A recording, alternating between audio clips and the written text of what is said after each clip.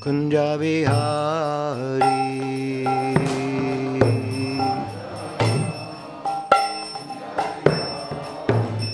Jayo Radha Madhava Kunja Vihari.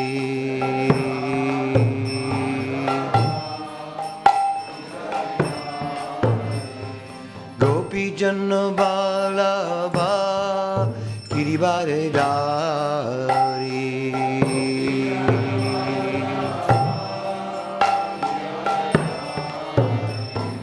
Gopi Janna Vallabha Girivardhari.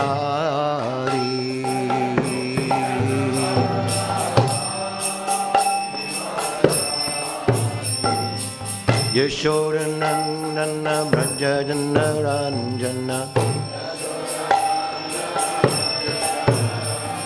Yashoda Nandana Brajadana Ranjana. Jamuna Tira Vanachari. Jamuna Tira Vanachari.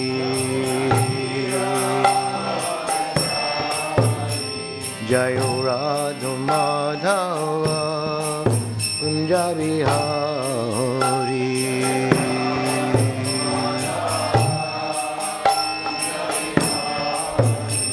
Jayo Radha Madhava Kunja Vihari.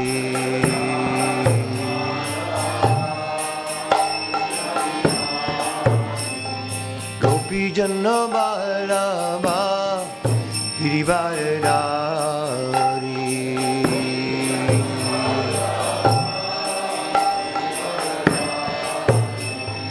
Gopi Janna Vallabha Girivardhari.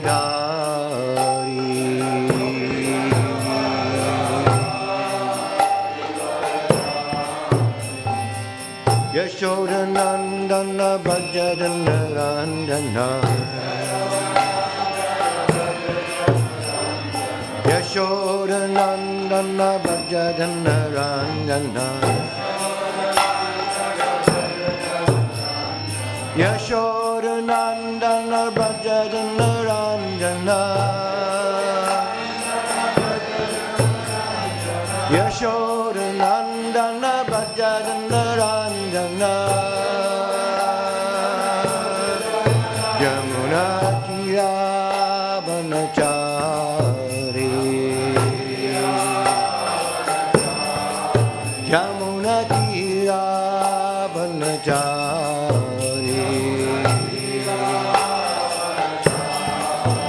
Jayo Radha Madhava Kunja Vihari.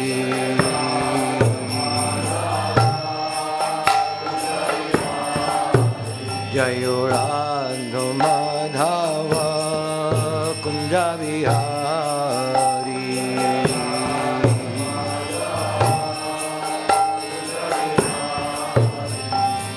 Hare Krishna, Hare Krishna, Krishna Krishna, Hare Hare, Hare Rama, Hare Rama, Rama Rama, Hare Hare, Hare Krishna, Hare Krishna.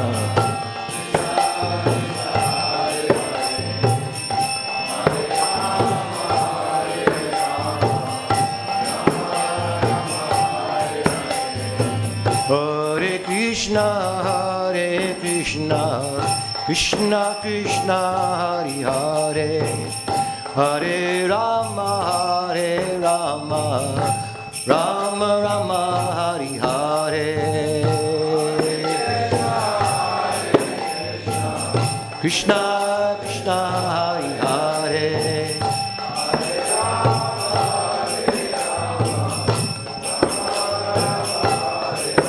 Hare Krishna, Hare Krishna, Krishna Krishna, Hare Hare, Hare Rama, Hare Rama, Rama Rama, Hare Hare.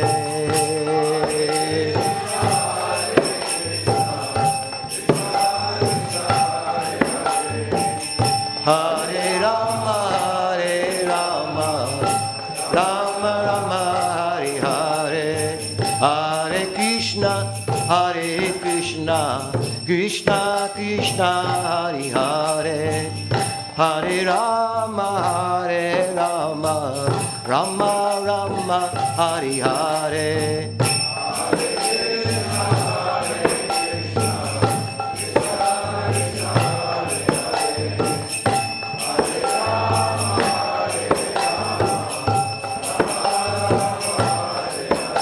Hare Krishna, Krishna Krishna, Hare Hare, Hare Rama, Hare Rama, Rama Rama, Hare Hare.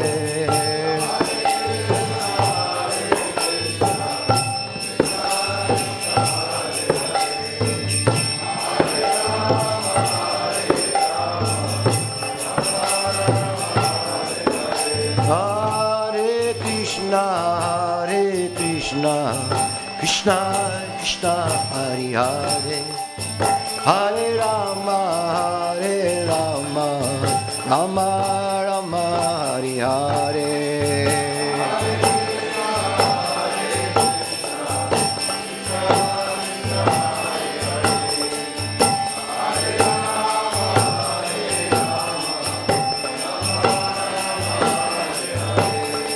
Hare Krishna, Krishna Krishna, Hare Hare, Hare Rama, Hare Rama, Rama Rama, Hare Hare.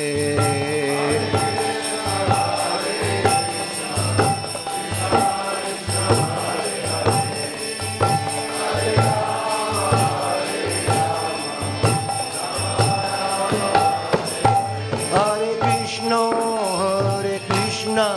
Krishna Krishna, Hare Hare, Hare Rama, Hare Rama, Rama Rama, Hare Hare.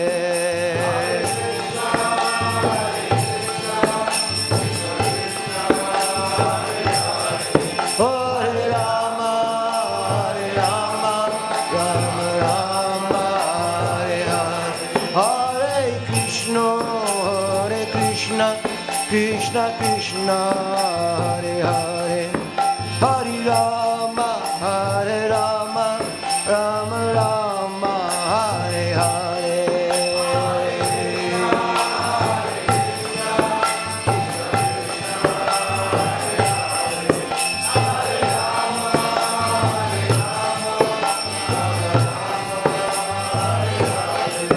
Jayo Radha Gokulananda, Radha Gokulananda Radhe.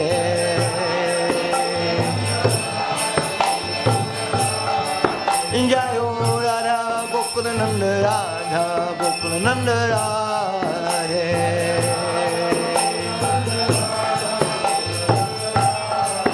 Jaya Sita Ram Lakshman Hanuman, Jaya Sita Ram Lakshman Hanuman.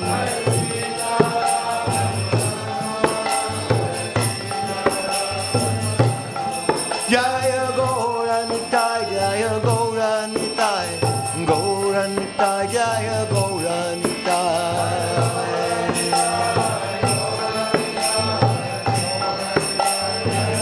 Jaya Jaya Prabhupada, Prabhupada, Prabhupada, Jaya Prabhupada.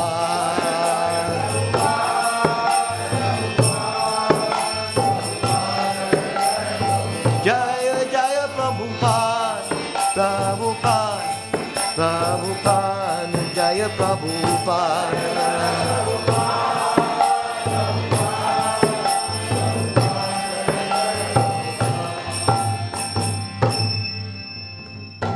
Jai Om Vishnupad Paramahansa Paravatakacharya.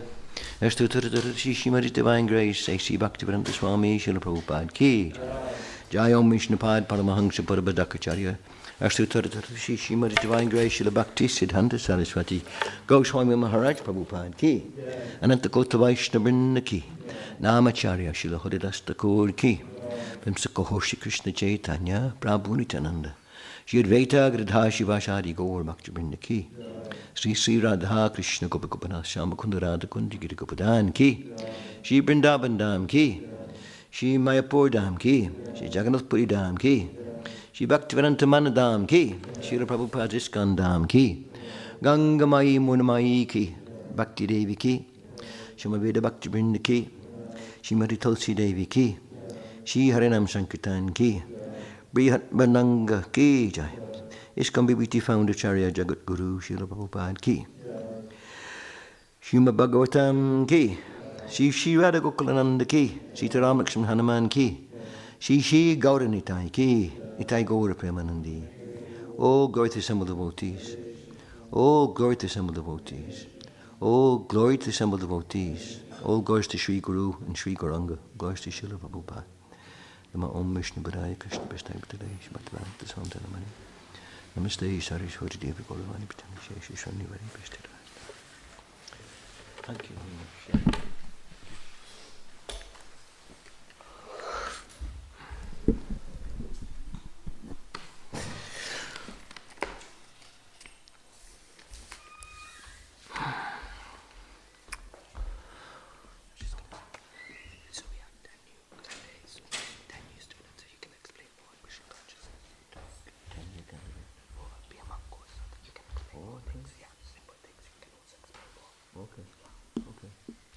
Yeah, thank you. Om Ganata Marandasya Yanandana Sadakaya Chakshuram Militam Yena Tasmai Shri Guruve Namaha Shri Chaitanya Manabhishtam Stapitam Yena Bhutale Swayam Rapkatamayam Nadati Swabhatikam. So reading from Srimad Bhagavatam, Canto 3, Chapter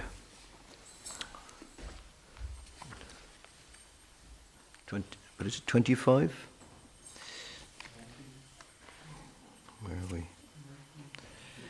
Chapter 3, chapter 19, chapter 5, verse number 19. Is that right? 5:19.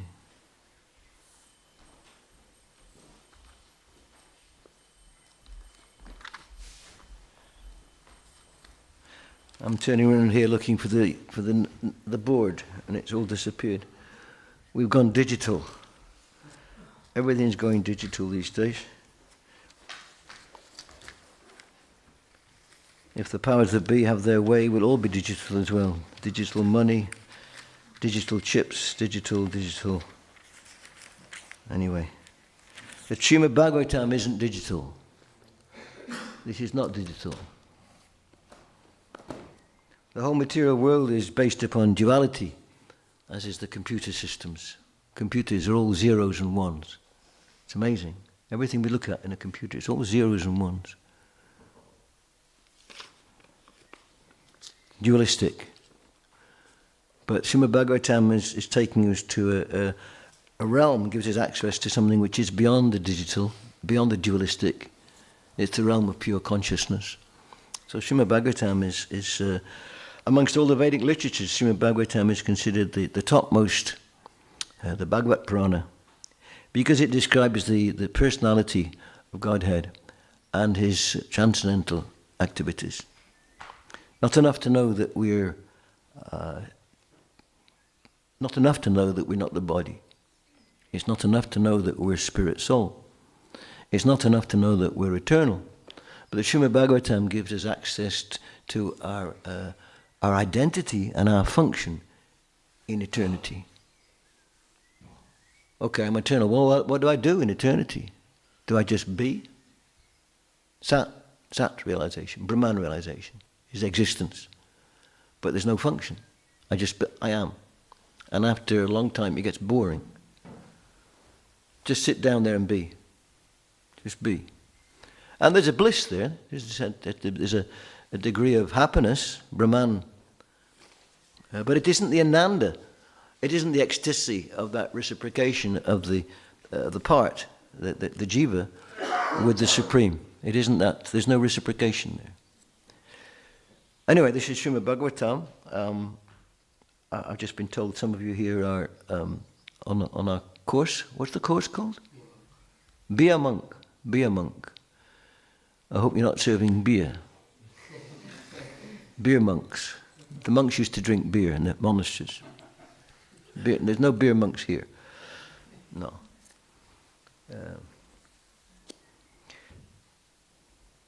So what day is this on the be a monk? What, first day?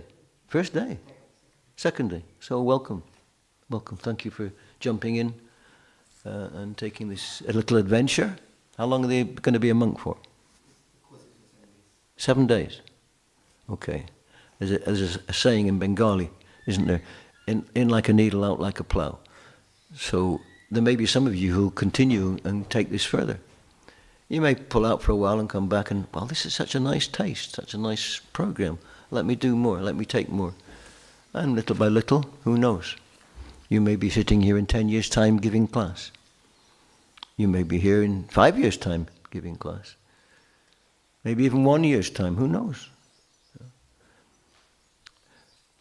So anyway, here we are. Srimad Bhagavatam, Canto 3, Chapter 5, text number 19. So, I didn't bring my reading glasses.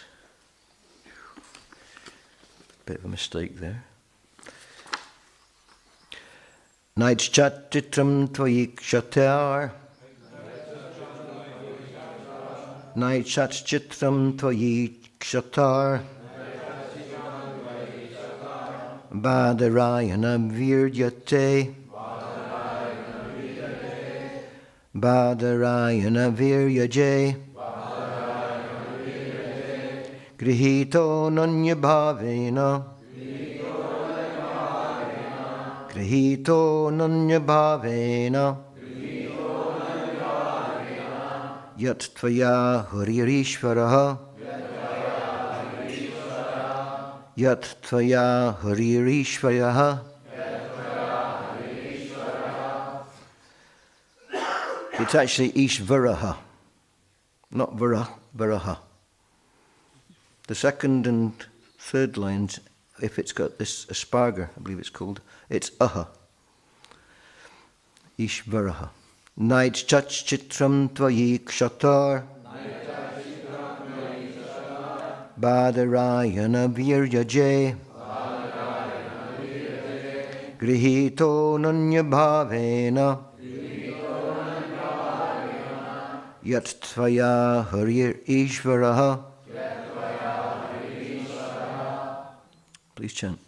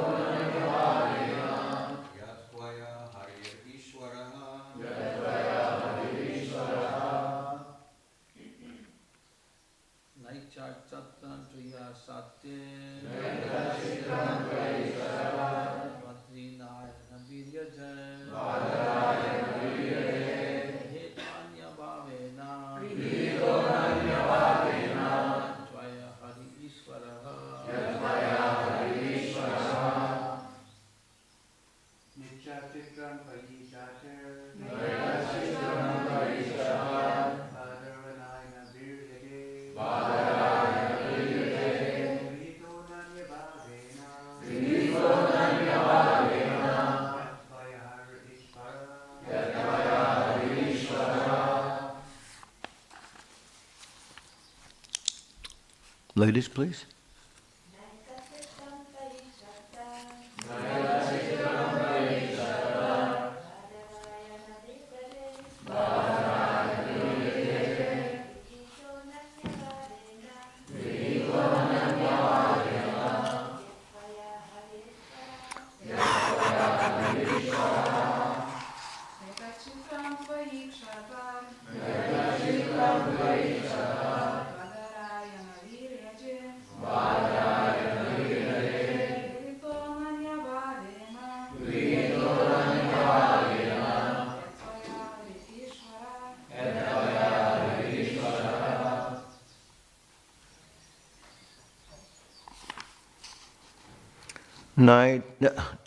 No, never.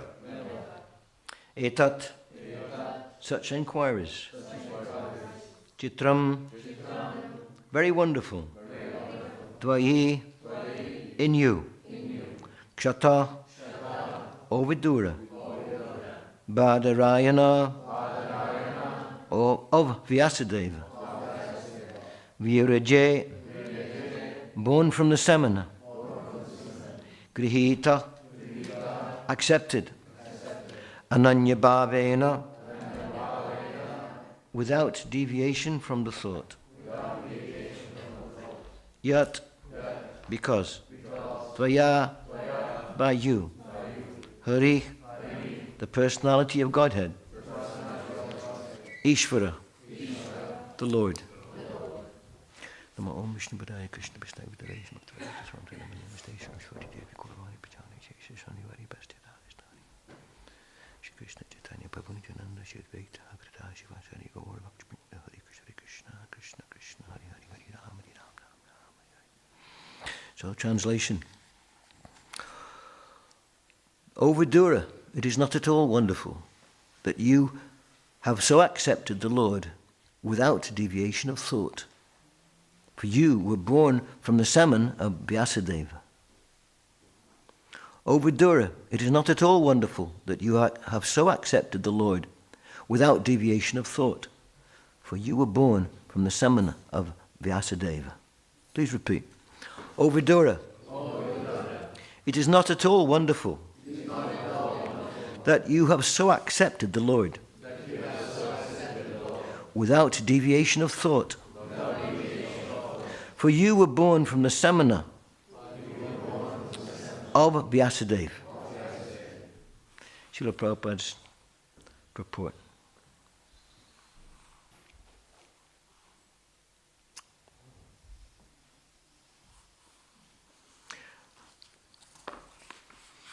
The value of great parentage and noble birth is evaluated here in connection with the birth of Vidura.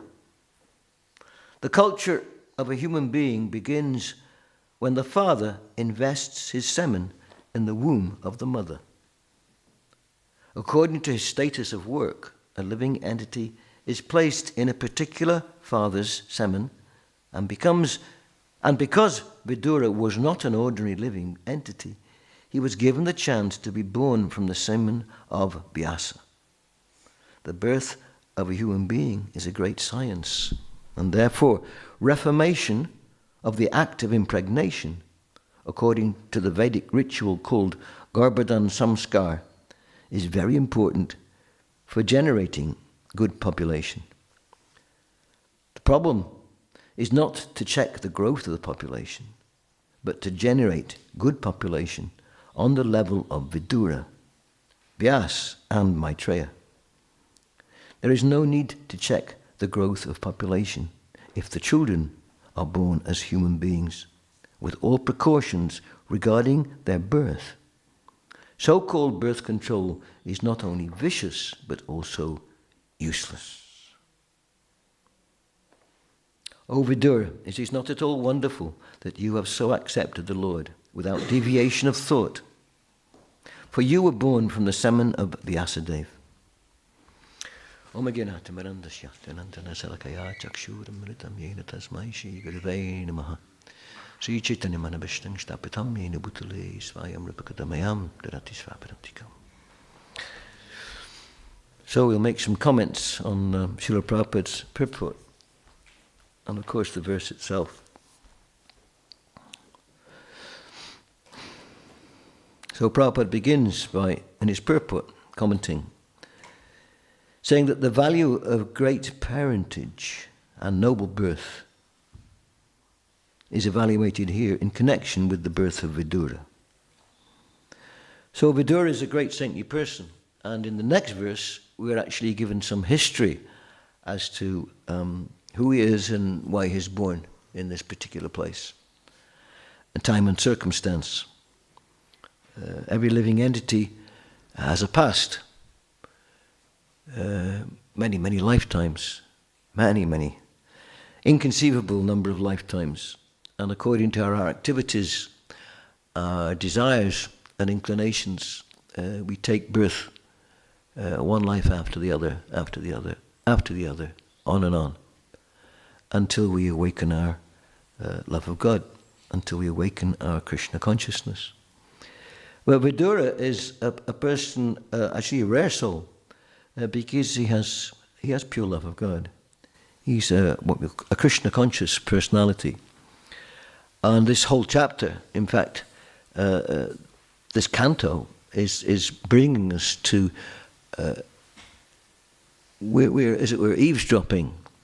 We're being privy to some very confidential and elevated conversations. I don't know if you watch television. I don't. You catch the news sometimes. Who said this? Who said that? All about some very temporary, fleeting, miserable situation here in the material world. And this passes as news. These days, there's a lot of talk about false news. That's a big topic on its own. What's deemed false news 1 month is shown to be spot on a couple of months later. And what we're told is news, a lot of it's just propaganda. Here in the Bhagavatam, we're getting a different category of information, a different category of conversation. It isn't the category of celebrities, pop stars and sportsmen. It is the conversations and exchanges between self-realized souls. So the quality of conversation is on a different level altogether.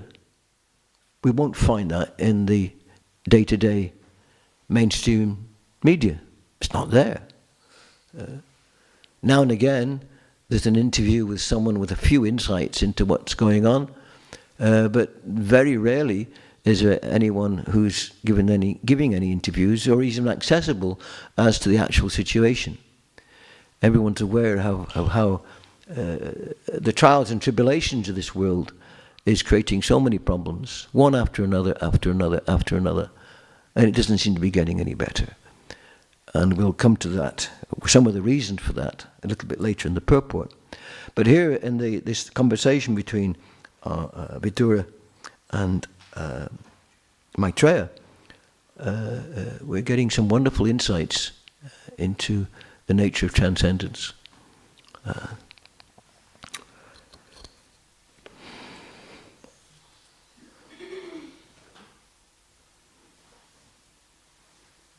Prabhupada says next line, Prabhupada says that the culture of a human being begins when the father invests his semen in the womb of the mother.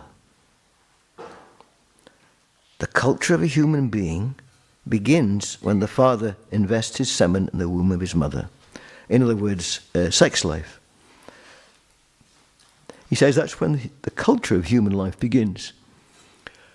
How can that be? How can someone who is even unborn, how can human culture begin when there's not even any birth? Because in the Vedic paradigm, we understand, Prabhupada points it out many times, the actual delivery of the child into the world isn't the beginning of the embodiment of the soul. The embodiment begins at the moment of conception, when the sperm enters the ovum and the ovum begins to divide, and over a period of 9 months, as a human, that eventually results in a human being. But the soul is taking its birth in this particular lifetime there in the womb of a mother. And of course, in this particular verse, it's a very elevated soul who's taking birth from a very elevated father. But in human life, not everyone is of a high consciousness. Therefore, Prabhupada goes on to explain in this purport the necessity of preparing for the birth of the child by a process called Garbhadan Samskar. This is when a husband and wife come together and create a favorable situation for an elevated soul to take birth. An elevated soul. They're inviting, please come. We'll give you all facility to make this lifetime your last birth here in this world. And according to the consciousness of male and female, mother and father, when they unite, according to the consciousness, they attract a particular quality of soul. So this is a whole science, totally lost in the modern world. And as Prabhupada says elsewhere throughout his purports, practically non-existent in India even. Once upon a time, the leaders of society, the Brahmins, the wise men and teachers, the Kshatriyas, the guardians of society, the chivalrous kings and royal order, and even the Vaishyas, the merchants, and those who arranged for to feed society and growing, they would perform this Garbha Samskara. And as such, elevated souls would be given the opportunity and invited to take birth. But in the Kali Yuga, the present age we live in, such, Prabhupada says, reformatory processes don't take place. Shri Shri Radha Gokulananda Ki Jai. Please offer your obeisances to the Lord.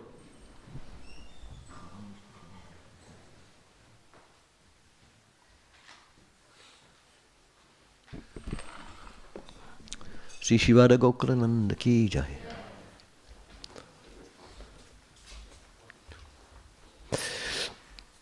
So this reformatory process, reformatory, why is it described as reformatory? Because the process of the inclination of sex desire and the process of sexual congress in the material world, as there's many songs about this.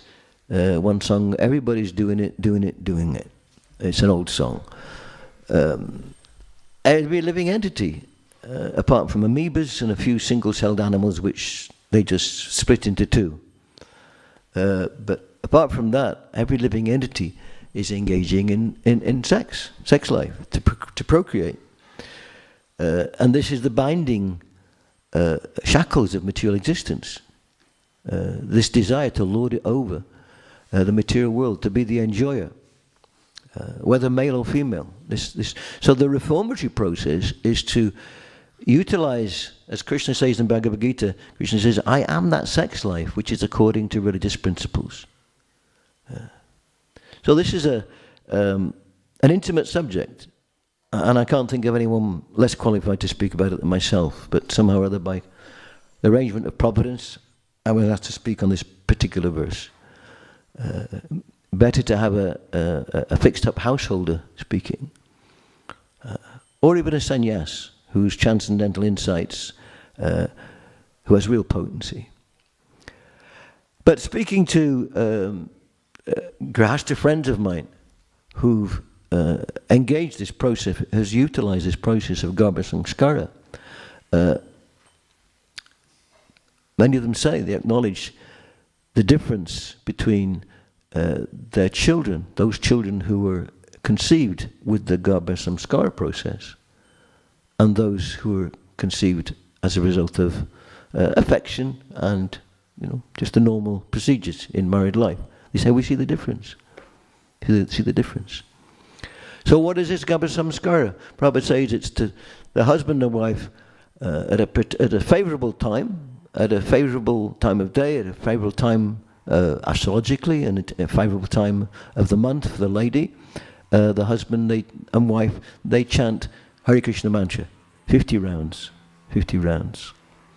which is some endeavor, 50 rounds, but it purifies the consciousness.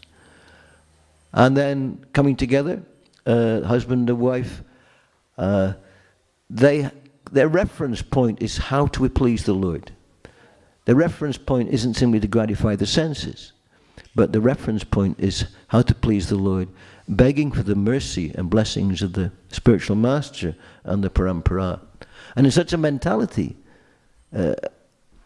special souls will want to come to take advantage of human life. Human life is very rare. Human life is very, very rare. Very rare amongst all the species of life. But every species is enjoying the sex desire. And Srila Prabhupada says, we find it difficult, this is difficult to sometimes wrap our head around. Prabhupada says that the sex pleasure in every species of life is the same. Well, how can that be, we think? How can that be? The sex life of a bug or a mosquito is the same as the sex pleasure of a human being. How can it be? No. It's a fact. The living entity is awarded a body whereby he can enjoy his eating and sleeping and mating and defending in a million and one different ways. But that's the core activity in the material world, is eating and sleeping and mating and defending. So whether it's with nuclear weapons and digital hanky-panky, or whether it's with claws and teeth or whatever, defense is there, and eating is there, and mating is there. And very dangerous sometimes in the material world. There's certain species of life for whom mating is quite dangerous. We've all heard of the praying mantis. During the process, the male and female, the lady actually chews the head off the male.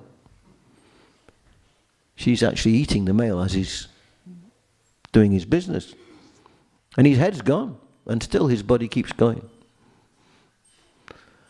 And then there's certain spiders. There's the spider called the black widow spider. You know why it's called a black widow spider? Because the female eats the male after they've mated. In fact, spiders don't mate in the usual sense, that the male, he secretes his semen in a little package, little silken package, and he offers it to the female. It's a little gift. But and she'll accept that. I'd accept that. But he's lunch. And amongst the spiders, generally speaking, I don't know about fixation on spiders, but I'm interested in nature. It's nice to see, by seeing how nature works, we can get a glimpse of the material nature and the destination of the conditioned soul. It isn't as if it's not happened to us. We've been spiders, we've been praying mantises and mosquitoes, we've been elephants, we've been angels, we've been up to the Davic realms, we've been down to the lower hellish realms, we've been round and round, and round and round, over and over again. And here we are in a human life, complaining about the weather. Human life is such a gift. I was just going to mention about the spiders. So watch out if you're a spider. Of course, there's no spiders who can, even if there are, and it's a very clean temple. It's a spotless temple, so there's probably not many spiders around, but maybe under the floorboards there's one or two. But they can't hear this, can they? They hear, but they're not going to be hearing. I don't know if spiders have ears. They probably don't. But the female spiders, usually, they're big, and the males are very small. Very small spiders. So the male spider, sometimes he's if she doesn't catch him straight away, she's pleased with him for some reason or other. So then the male spider, he can't resist another look to see his mate, and he kind of jumps forward and has a quick look, and he jumps back again, which is a very foolish thing to do, because somewhere or other maybe he feels he's conquered the female. Well, I might be a little spider, but hey, I've got some potency. So he'll have a look, and she'll grab him. That's it. He's finished. She eats him. Curiosity. You say curiosity kills the cat. Well, curiosity also kills the spider. So whatever species of life we look at, this sex desire and sexual communion is there. But in human life especially, it can be sanctified. Human life, the first purpose of human life is to sanctify everything. To sanctify the senses. How do we sanctify the senses? By using the senses in the service of the Supreme Lord. Material life means to use my senses in the service of me. I exploit my senses. I'm to enjoy my tongue, my ears, my eyes, my nose, my belly, my mind, my genital, for me. Me. That's material life. And as a consequence of that, there's 8,400,000 different species that the soul can move through to enjoy the senses separate from God. He's enjoying. They're enjoying. But they're also struggling. Very dangerous. Material life is very dangerous. You see, when you see the birds, a few pecks, and then they're looking around to see there's nothing coming to eat them. A couple more pecks, and and if they're not conscious or aware, a hawk may come or something. Something's going to get them, a cat. But we can eat relatively peacefully. At the moment, some countries in the world you can't eat peacefully. If you live in Gaza, you can't live peacefully. Not just get many places. If you live in Ukraine. If you live on the border of Ukraine and Russia, the Russians can't eat peacefully. We have this little oasis of peacefulness at the moment, whereby we can conduct our eating, sleeping, mating, and defending in a transcendental way. Human life is to transcendental, purify our activities. So the potency of transcendental sound vibration is such that within the ashram of married life, we can invite great souls to take birth. And there are prime examples in our tradition. Srila Prabhupada himself, his father was a great devotee, pure devotee. And as a result of that purity of consciousness, a great soul, Srila Prabhupada, took birth. Prabhupada was forecast 5,000 years ago by Lord Krishna. Prabhupada was forecast 500 years ago by Lord Chaitanya. So among sadhus and saints and the great devotees, Prabhupada is very, very, very special. Confirmed. Very special. No one else was able to take Lord Chaitanya's mission around the world. And in terms of the time and the circumstance and culture and Prabhupada's upbringing and his training, his profession as he had his own little business. He was wise. He knew the workings of the world. He could do what he did. And in the case of Bhaktivedanta Thakur, he had many children. And he was praying for a ray of Vishnu. He was praying for a great devotee to come and help him in his mission. And his son was Srila Bhaktisiddhanta Saraswati, Srila Prabhupada's spiritual master. So this process works. And I'll give you an example which really took me by surprise. I read this a few months ago. We recently had the appearance of Lord Nrsingadev, the incarnation of divine anger. Lord Nrsingadev in the corner. Some people don't like to look at that picture. Guests come and say, "Who? What is this? My goodness, it's frightening." Well, this is Lord Nrsingadev expressing his anger at Hiranyakashipu, who, basically speaking, he's just tearing to shreds. But why is he doing that? Because Hiranyakashipu was trying to kill his own son, who was a great devotee of the Lord, a pure devotee. So how is it that Hiranyakashipu, a demon of a caliber we can't conceive of, he was so powerful, he actually was, he supplanted, he overran the universe, he was controlling the workings of the universe. He was so powerful. He got benedictions that he couldn't be killed in so many different ways. Ultimately, he was outwitted by the Lord. But how is it that Hiranyakashipu, a gold star demon, how is it that he had Prahlad Maharaj as a son? How is it that he had a son like Prahlad Maharaj? It doesn't seem to fit, does it? Doesn't seem to fit. And it wasn't something I really thought about personally until I read something from one of the Puranas, and I couldn't tell you what the Purana was. It was a quote. But when Hiranyakashipu, who'd been performing austerities for how many celestial years was it? Hundreds, thousands celestial years? It was a long time. It was hundreds of thousands of our earthly years. Long, long, long time. And after he'd finished his austerities and got the benediction, he came back to his family and his palace. And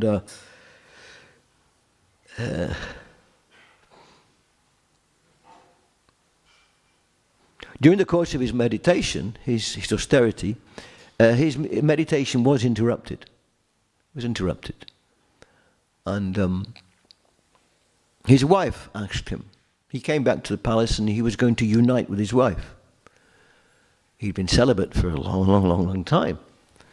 But before they united, Hiranyakashipu, his wife, she said, how is it that your meditation was interrupted? And Hiranyakashipu said, it was interrupted by a parrot. One or two parrots. I can't remember, one or two. Parrot. Well, how is it? How is that? That parrot was saying something. He was saying Narayan, Narayan. And Hiranyakashipu said, so he was saying Narayan, Narayan. Actually, the parrot was a deva, one of the devas who came to interrupt Hiranyakashipu's meditation. This isn't in the Bhagavatam. This isn't one of the other Puranas. So, prior to uniting with his wife, Hiranyakashipu is saying Narayan, Narayan. So, he was a very powerful demon and very fixed. So what to speak of the potency of a human couple who chant Hare Krishna mantra with devotion, some 50 rounds or so. So great souls are already taking birth. Some of the devotee children are quite extraordinary. And Srila Prabhupada has said, he's given quite a few hints. He said, our children's children will be the real preachers. Prabhupada said that the demigods, the devas, are lining up, queuing up to take birth in Lord Chaitanya's movement. They're queuing up.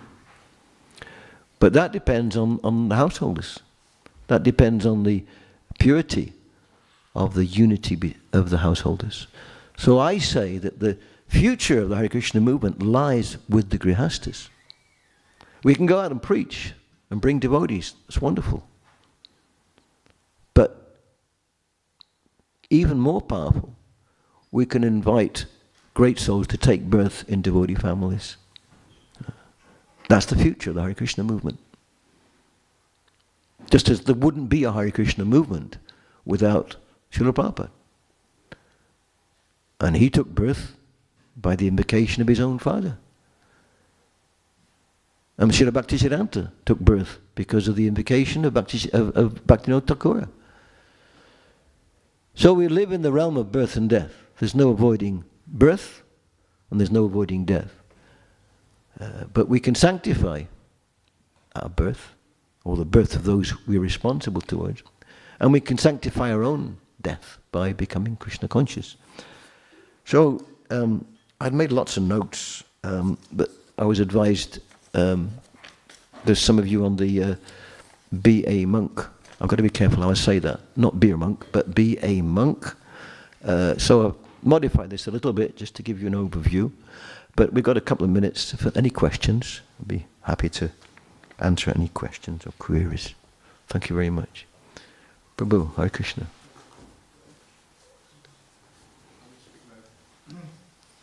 This idea of a soul choosing to take birth in a particular family. Yeah. Can you explain, does a soul have, the unembodied have some conscious choice? Or is it more just their karma they're being directed by?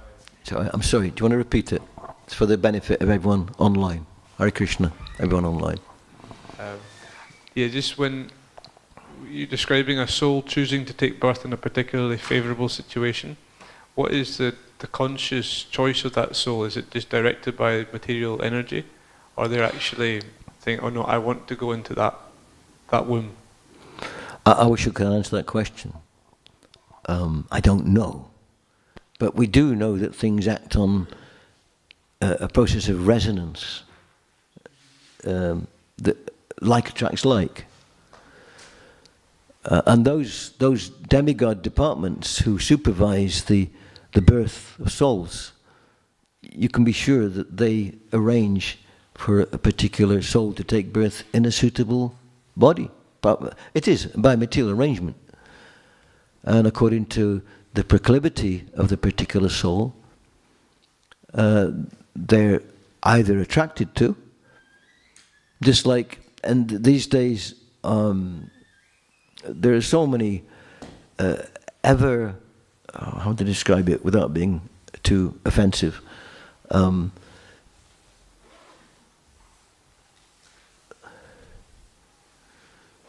I'm talking about how people come together these days. There's all sorts of very strange and bizarre ways that people get their sexual gratification. So if there is a conception from that situation, in many cases, some very conditioned and you could say polluted souls will take birth in a particular. They're attracted toward a particular mentality. For those who are taking birth from higher realms, those things are arranged, and it could well be that they have a choice. Oh, I want to take birth there, but I don't know. But things go on according to Krishna's, according to the Lord's arrangement. I'm sorry I can't be more specific. Any other questions? Prabhu.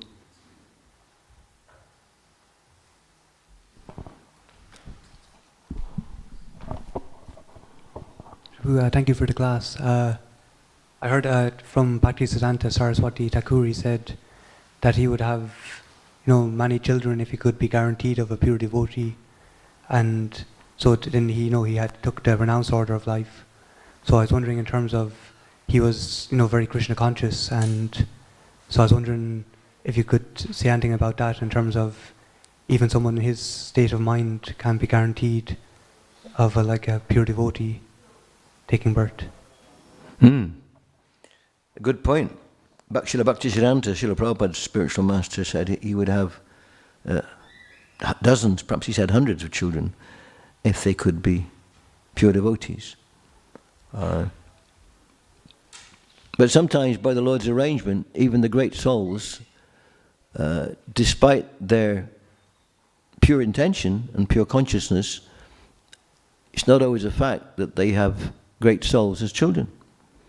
In Srila Prabhupada's case, he had several children. And Prabhupada renounced his family. He was disappointed. His wife wouldn't help him in his preaching. His children weren't particularly interested in Krishna consciousness. So one might think, well, how can that be? Well, the reason would be because Prabhupada had a much bigger family waiting for him. He had a much bigger mission than creating a family unit. Srila Prabhupada's father, Prabhupada's father was a self-employed. He was a vaishya, he was a cloth merchant. He'd buy and sell cloth, but he was a pure devotee. In that case, his son, Srila Prabhupada, was brought up to be Prabhupada said a few times, he said, I think perhaps he knew that I had a great destiny. Because his father arranged for Prabhupada to learn to play mridanga. He arranged so many things. Instead of sending Prabhupada to London to be a lawyer or get a Western education, he didn't want that. He knew he had a much brighter future, a much more significant future than merely a professional. So the pure devotee, Advaita Charya, are in the Panchatattva, Sri Advaita Charya. He had a number of sons, and some of them turned against him. Some were Mayavad influenced, and some were Vaishnavas. Not always guarantee, because ultimately everything is under the will of the Supreme Lord. Everything is under the will of the Supreme Lord. So even amongst the families of demons, those who are demonic by nature, one can still sometimes find great souls who take birth, who are interested in spiritual life at least. Amongst ourselves, I don't know how many of our parents had even heard of Garbha Samskara, even amongst those from an Indian background.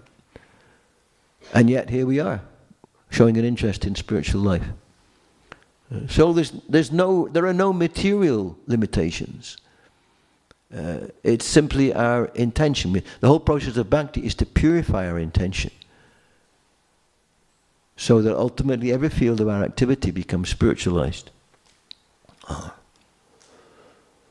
So that's some reflections on this particular verse, and we'll find out in the next verse a bit more about Vidura's past and the circumstances in which he took birth as the son of a servant girl. Yet he himself was a pure devotee, great exalted soul. So we've only touched on a few of the points here. I'll just finish. When do we have to finish for? No? Huh? Yes. 10 minutes ago. Okay, I don't want to keep you from breakfast.